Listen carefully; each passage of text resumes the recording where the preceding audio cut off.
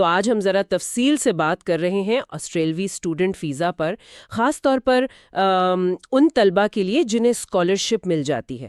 اکثر سنتے ہیں کہ اسکالرشپ ہو تو ویزا آسان ہو جاتا ہے، کیا یہ واقعی سچ ہے؟ جی، یہ ایک بہت اہم نکتہ ہے۔ دیکھیں، زیادہ تر جو باہر سے طالب علم آتے ہیں، اسکالرشپ والے ہوں یا نہ ہوں، وہ اسی ویزا کے لیے اپلائی کرتے ہیں، student visa, sub class 500۔ Sub class 500، ٹھیک ہے۔ اور یہ کتنے عرصے کے لیے ہوتا ہے عام طور پر؟ یہ عام طور پر آپ کے کورس کی پوری مدت تک کا ہوتا ہے۔ مطلب اگر کورس 3 سال کا ہے تو 3 سال، 5 سال تک بھی ہو سکتا ہے۔ آپ کو آسٹریلیا میں رہنے کی اجازت دیتا ہے پڑھائی کے دوران۔ اور اصل بات یعنی اسکالرشپ کا کردار، خاص کر اگر کسی کو فل اسکالرشپ مل جائے تو وہ جو پیسوں کا ثبوت دینا ہوتا ہے، فائنینشیل کیپیسٹی، اس میں کیسے مدد ملتی ہے؟ وہ تو سب سے بڑا مسئلہ ہوتا ہے اکثر۔ بالکل بالکل، اور آج ہم اسی پر بات کریں گے کہ بنیادی ضروریات کیا ہیں، وہ نئی جینوئن اسٹوڈنٹ شرط کیا چیز ہے، اور پھر یہ اسکالرشپس، مطلب حکومتی ہوں یا یونیورسٹی کی، وہ کیسے اس پورے پروسیس پر اثر ڈالتی ہیں، خاص طور پر فنڈز والے حصے پر۔ چلیں، زبردست۔ تو شروع کرتے ہیں بنیادی ضرورتوں سے۔ سب کلاس 500 کے لیے کیا کیا چیزیں لازمی ہیں؟ دیکھیں، سب سے پہلی اور بنیادی چیز تو ہے کنفرمیشن آف انرولمنٹ، یعنی COE۔ COE، ہاں۔ یہ آپ کا اس آسٹریلیائی ادارے سے چاہیے جہاں آپ کا داخلہ hua ہے، اور وہ ادارہ CRICOS رجسٹرڈ ہونا چاہیے۔ اس کے بغیر تو آپ اپلائی نہیں کر سکتے۔ ٹھیک ہے۔ اور انگریزی، اس کا بھی تو ٹیسٹ دینا ہوتا ہے نا؟ جی ہاں، انگریزی زبان میں مہارت کا ثبوت چاہیے، جیسے آئلز ہو گیا، ٹوفل، PT، کوئی نہ کوئی ٹیسٹ کا سکور دینا ہوگا۔ اور یہ جو نئی شرط آئی ہے 1 جولائی 2024 سے، جینوئن اسٹوڈنٹ یا GS، یہ پہلے GT ہوتی تھی، سنا ہے یہ تھوڑی مختلف ہے، اس سے کیا فرق پڑا ہے؟ ہاں، یہ ایک اہم تبدیلی ہے۔ GTE یعنی جینوئن ٹیمپرری انٹرنٹ کی جگہ اب GS یعنی جینوئن اسٹوڈنٹ شرط ہے۔ مقصد وہی ہے، یہ دیکھنا کہ درخواست دینے والا واقعی پڑھنے آ رہا ہے یا نہیں۔ تو فرق کیا ہے پھر؟ فرق یہ ہے کہ GS میں آپ کو کچھ زیادہ مخصوص سوالوں کے جواب دینے ہوتے ہیں۔ آپ کے حالات کیا ہیں؟ آپ نے آسٹریلیا ہی کیوں چنا؟ یہی کورس کیوں چنا؟ اور اس سے آپ کے مستقبل کو کیا فائدہ ہوگا؟ اچھا۔ آپ کو اپنی پوری کہانی، اپنا ارادہ بہت واضح طور پر بتانا ہوتا ہے، اور صرف بتانا نہیں بلکہ ثبوت کے ساتھ۔ وہ دیکھتے ہیں کہ آپ کی باتیں کتنی منطقی ہیں۔ اکثر درخواستیں اسی لیے مسترد ہوتی ہیں کہ کہانی میں مطلب تضاد ہوتا ہے یا ارادہ واضح نہیں لگتا۔ یعنی صرف یہ کہہ دینا کافی نہیں کہ مجھے آسٹریلیا بہت پسند ہے؟ نہیں، بالکل نہیں، ٹھوس وجوہات دینی ہوں گی۔ اچھا، اس کے علاوہ آپ کو پورے قیام کے لیے ہیلتھ انشورنس بھی لینی پڑتی ہے۔ ہاں، OSHC، اوورسیز اسٹوڈنٹ ہیلتھ کور۔ جی، OSH، یہ بھی لازمی ہے۔ اور پھر صحت اور کردار کے تقاضے بھی ہیں۔ ہو سکتا ہے میڈیکل ٹیسٹ کروانا پڑے یا پولیس کلیئرنس سرٹیفکیٹ دینا پڑے۔ صحیح، یہ سب تو ہو گیا۔ اب آتے ہیں اس اہم سوال پر، پیسے، فنڈز کا ثبوت۔ اسکالرشپ یہاں کیسے کام آتی ہے؟ دیکھیں، یہیں پر اسکالرشپ کا سب سے بڑا فائدہ ہے۔ اگر آپ کو مکمل اسکالرشپ ملی ہے، مطلب جو آپ کی ٹیوشن فیس بھی دے رہی ہے، رہنے کا خرچہ بھی، اور OSH بھی کور کر رہی ہے، ہاں، تو پھر یہ جو مالی ثبوت والی شرط ہے، یہ بہت آسان ہو جاتی ہے۔ عام طور پر جو ادارہ اسکالرشپ دے رہا ہے، ان کا ایک تفصیلی خطی کافی سمجھا جاتا ہے۔ اچھا، تو مطلب بینک سٹیٹمنٹ وغیرہ دکھانے کی ضرورت ختم ہو جاتی ہے؟ یہ تو بہت بڑی بات ہے۔ زیادہ تر معاملات میں جی ہاں، اگر اسکالرشپ لیٹر بالکل واضح ہے، اس میں سب تفصیل لکھی ہے کہ کیا کیا کور ہو رہا ہے، تو الگ سے فنڈز دکھانے کی ضرورت نہیں پڑتی۔ لیکن اگر اسکالرشپ جزوی ہے، مطلب صرف ٹیوشن فیس کور کر رہی ہے یا رہنے کے اخراجات کا کچھ حصہ، تو پھر آپ کو باقی خرچہ پورا کرنے کے لیے اضافی فنڈز کا ثبوت دینا پڑے گا۔ اچھا، یعنی اپنی جیب سے یا فیملی سپورٹ وغیرہ؟ جی بالکل، وہ آپ کی ذاتی بچت ہو سکتی ہے، خاندان کی طرف سے مدد ہو سکتی ہے، یا کوئی ایجوکیشن لون بھی ہو سکتا ہے۔ اس کا پھر آپ کو باقاعدہ ثبوت دینا ہوگا۔ اور وہ ثبوت کتنی سختی سے چیک ہوتا ہے؟ مطلب ذرائع وغیرہ؟ جی ہاں، اس کی جانچ پڑتال ہوتی ہے۔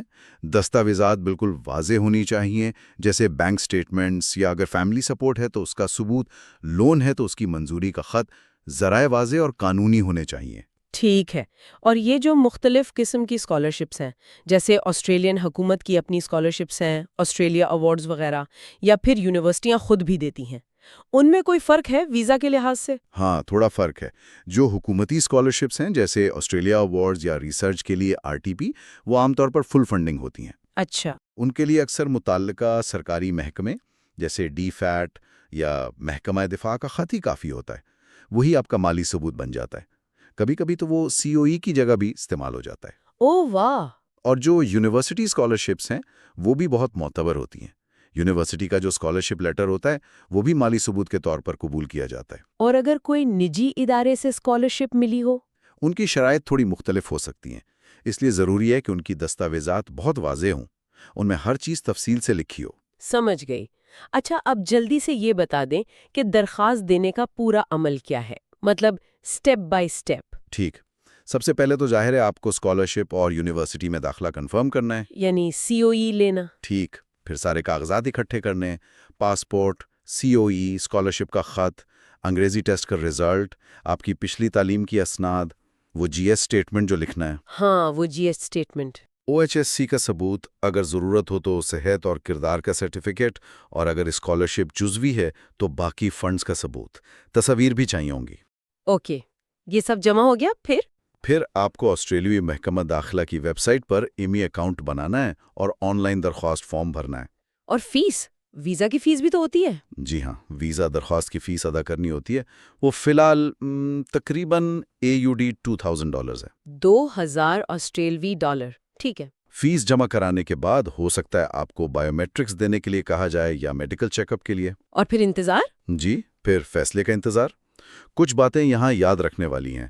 ایک تو یہ کہ درخواست وقت پر دیں، کورس شروع ہونے سے کافی پہلے، کم از کم چند مہینے پہلے۔ ٹھیک ہے۔ دوسرا، جب ویزا مل جائے تو اس کی شرائط پر سختی سے عمل کرنا ہے، جیسے کام کرنے کے اوقات کی حد ہوتی ہے عام طور پر 48 گھنٹے فی 15 دن۔ ہاں، وہ پارٹ ٹائم جاب والا معاملہ۔ ریسرچ اسٹوڈنٹس کے لیے شاید کچھ فرق ہوتا ہے؟ جی، ریسرچ کے طلباء کے لیے بعض اوقات اس میں رعایت ہوتی ہے، وہ زیادہ گھنٹے کام کر سکتے ہیں، اور کورس میں حاضری اور تعلیمی کارکردگی بھی برقرار رکھنی ہوتی ہے۔ اور وہ GS شرط، اس کو ہلکا نہیں لینا، اپنا کیس مضبوط بنانا ہے کہ آپ واقعی پڑھنے جا رہے ہیں۔ بالکل، اور سب سے اہم مشورہ شاید یہ ہے کہ ہمیشہ تازہ ترین معلومات کے لیے سرکاری ذرائع چیک کریں۔ آسٹریلوی محکمہ داخلہ کی ویب سائٹ homeaffairs.gov.au اور اپنے ملک میں جو آسٹریلوی سفارت خانہ یا ہائی کمیشن ہے ان کی ویب سائٹ۔ صحیح کہا، معلومات وہیں سے لینی چاہیے۔ اور اسکالرشپ ڈھونڈنی ہو تو؟ اس کے لیے studyaustralia.gov.au ایک اچھی جگہ ہے، یا پھر یونیورسٹیوں کی اپنی ویب سائٹس چیک کریں۔ بالکل۔ تو خلاصہ یہ ہوا کہ آسٹریلین اسٹوڈنٹ ویزا یعنی سب کلاس 500 کے لیے تیاری اچھی کرنی پڑتی ہے۔ کوئی انگریزی ٹیسٹ، OSHC، اور خاص طور پر اب وہ GS شرط کو سمجھنا بہت ضروری ہے۔ جی، اور اسکالرشپ، خاص کر مکمل اسکالرشپ، فنڈز کا ثبوت فراہم کرنے میں بہت مددگار ثابت ہو سکتی ہے، لیکن دستاویزات مکمل اور واضح ہونی چاہیے۔ بالکل، اور سرکاری ویب سائٹ سے ہمیشہ اپ ٹو ڈیٹ رہنا ہے۔ زبردست۔ اچھا، جاتے جاتے ایک سوال ذہن میں آ رہا ہے۔